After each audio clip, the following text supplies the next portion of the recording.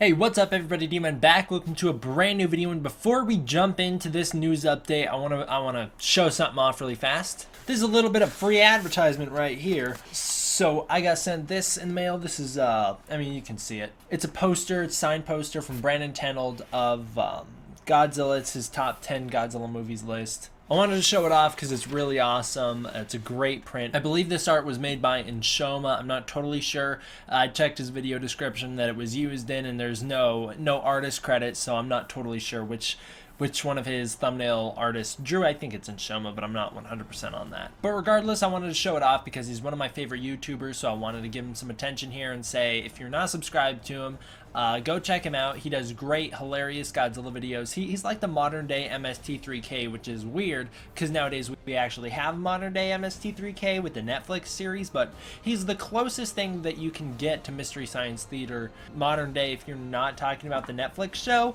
He's also a little bit more adult than Mystery Science Theater 3000 is. He's really hilarious. I got that poster mainly because I support him on Patreon, so definitely if you're a fan of him, I would suggest doing that. It's really cool. I'm a big fan of his work. Go check him out. He also does, by the way, he doesn't just do Godzilla videos. He does like a wide variety of movies. So I think it's totally worth it. I love his videos. I watch them, every time they come out. I love to watch them right away. So go check him out. All right, let's hop right into the news, shall we?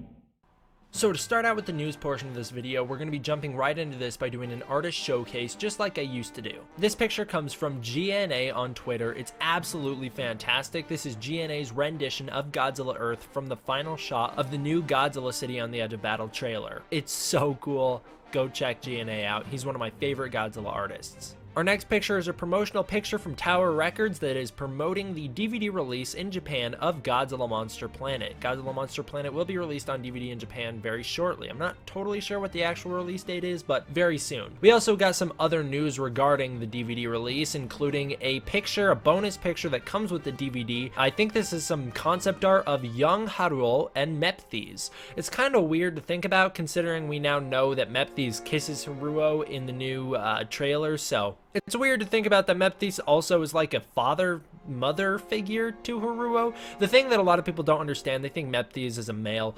He's not. I say he's not, which kind of sounds contradictory, but Memphis doesn't actually have a sex. Memphis is an alien. It's a different species. So Memphis isn't a male or a female. It's a different species. I'm not totally sure in the XIF world which one he or she would be. I don't think that there is sex in the Memphis world in terms of like if you're male or female. I think that they just have a different form of biology. I'm not totally sure about that. So when there's some people like, oh, how come we had to get this gay stuff? First of all, if you're worried about like it being quote gay, welcome to 2018. You need to learn how to move on. Second of all, don't worry about it because it's an alien, right?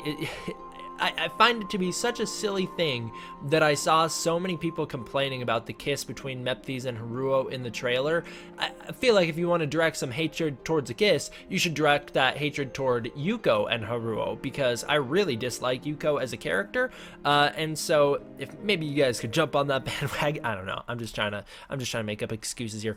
Honestly, it doesn't matter. It's an alien, so who cares? Also, in promotion of that Monster Planet DVD, we had a concept art piece release that will be an exclusive piece with the DVD of Haruo, Adam, Lendon, and Martin as boys. It's called Their Boyhood. That's what the picture is called. I don't know. I don't think this is canonical. I don't think these guys all grew up together as friends.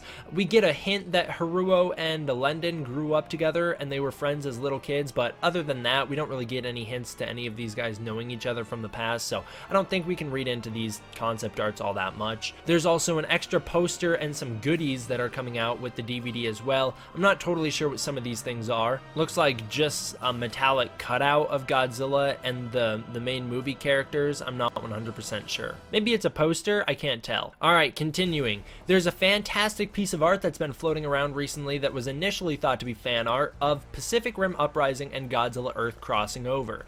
This is actually confirmed to be a real promotional piece of art that is promoting Godzilla Monster Planet's sequel, Godzilla City on the Edge of Battle, and Pacific Rim Uprising. This was officially made and is being sold as what I believe to be the ticket holders for people who pre-order tickets to see Godzilla City on the Edge of Battle in theaters in Japan. It's really cool to see some cross-advertising love here. It's like what they did with Shin Godzilla and Evangelion. It doesn't necessarily mean anything for the story of Godzilla Monster Planet's universe. We're not going to see any Jaegers running around in it, but it is a cool thing to see the art nonetheless, and it was always cool back then during Shin Godzilla's advertising to see Shin Godzilla crossing over with Evangelion 2. Tanaka Studios is making a Godzilla Earth statue to go along with their Godzilla 2014 statue. It is absolutely amazing. I'm definitely going to start, I mentioned this in a previous video, I'm definitely going to start getting into Tanaka Studios. I know I just recently bought some X Plus figures, but I don't think I'm going to become an X Plus collector. I think what I'll probably do for X Plus is get maybe one X Plus character from each series, from each era of Godzilla. So I already have Showa down, I have the 2014 Godzilla, maybe next I'll get a Heisei, a Millennium after that, and then Shin Godzilla, and then I'll just call it a day or whatever. I'm not totally sure how I'm going to collect X Plus. I'm definitely going to get a King Kong from them, but I'm not going to become big into X Plus collecting. I'm going to start collecting these Tanaka Studio statues though, because they are much better than anything X Plus has to offer us, and at least in my opinion. Some people are going to go with X Plus. X Plus is more affordable, but I think the Tanaka Studios, you really pay for the quality, and that's featured here in these Godzilla Earth statues. I think they are leaps and bounds better than the X Plus statues, and this 2014 Godzilla is, I think, much better than the X Plus 2014 Godzilla that I bought. And then there's Shin Godzilla from Tanaka Studios 2 is something I've been obsessing over for the past couple years because it lights up. It's awesome. I really badly want that. We also have some Godzilla Monster Planet masks. We have Godzilla Earth's head, and then of course you can see Shin Godzilla's head right next to it. It's the same kind of mask as we got with Shin Godzilla. It's a nice rubber mask. You can probably buy it on the Godzilla store online right now. We have some cool pictures of Godzilla in the cinema. It looks like they did a really large display for Godzilla City on the Edge of Battle. Of course, that movie is coming out in May, so it's right around the corner. You have a massive banner for it as well as some posters for it. Really cool to see the love for this movie. Then we also have a display in Nagoya, in the Nagoya City Airport, that features a Godzilla Earth statue alongside the Godzilla City on the Edge of Battle poster, and right next to him is a poster featuring all the Godzillas throughout history, so it's really cool. Leading up to the release of the Godzilla City on the Edge of Battle trailer, we got lots of promotional images for the movie, including pictures of the new larval stage for Servum. It is a worm-type Servum, and it doesn't have wings yet, so I guess Servum's biology is a little bit like Mothra in that it starts as a worm and then turns into the flying monster. It's pretty cool. Servum's an alright enemy for the characters. I think they're going to have no trouble dealing with the Servum in the new movie, especially now that they're teaming up with the old Earth Society. I think they're just going to easily wipe through these Servum monsters, and they're basically probably going to be used as a way to demonstrate how powerful these Earth Society people are.